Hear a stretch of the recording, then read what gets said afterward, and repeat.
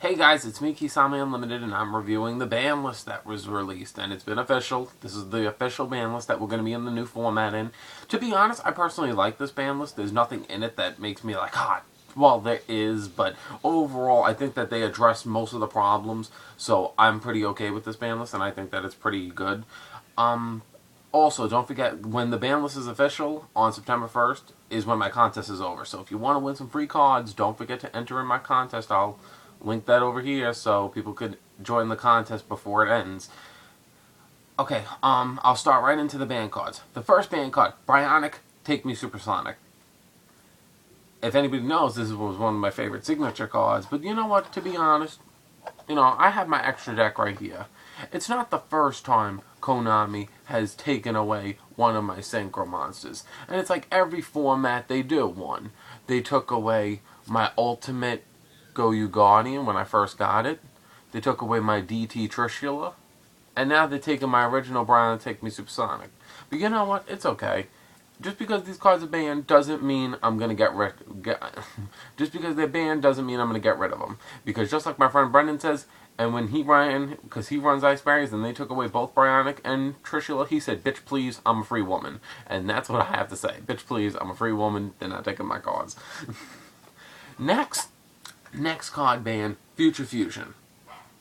I purposely think that I'm actually glad. Shut that fucking dog up! I purposely think that Future Fusion deserves to be banned for a while, even in the last format when it wasn't doing that much damage, because I think that Heroes were abusing it. I think now that Chaos Dragons were abusing it, I think it personally had to go. Okay. Limited. Cards that are now limited in the game. Insector Dragonfly and Insector Hornet, a part of me, when I saw that, I was just like, a part of me was smiling inside.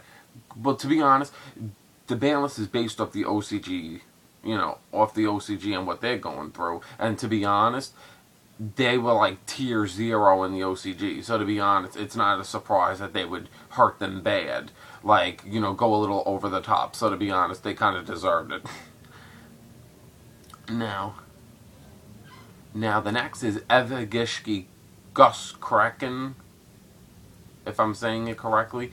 And the great thing about this is that they have their loop, but their loop involved my baby M7, my Constella M7. So with this gone, it will take away them from ever disturbing with my Archetype. So good.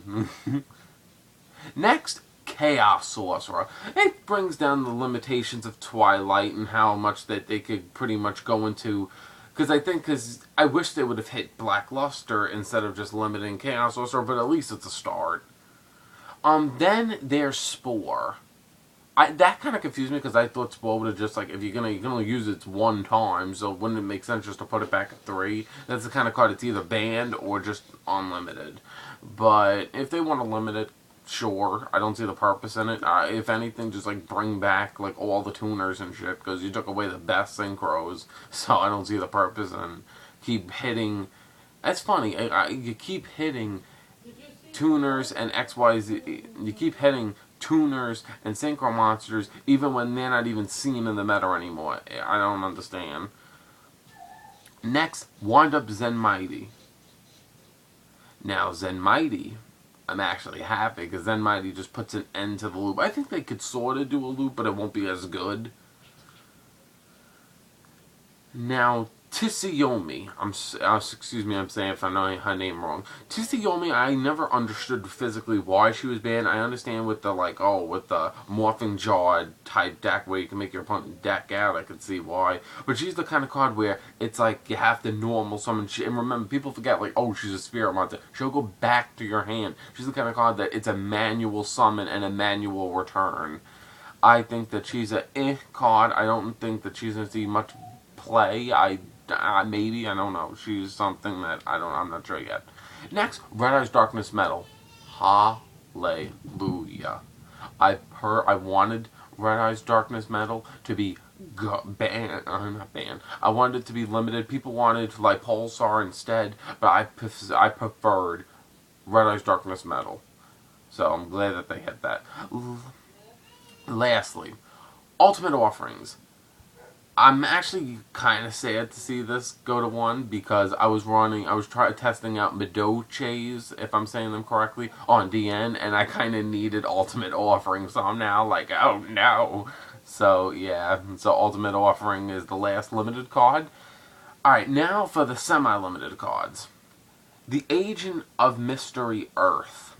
I think that that's pretty fair since nobody was really playing agents anymore ever since they really got hit. I haven't really bumped into an agent player since then, since they got hit.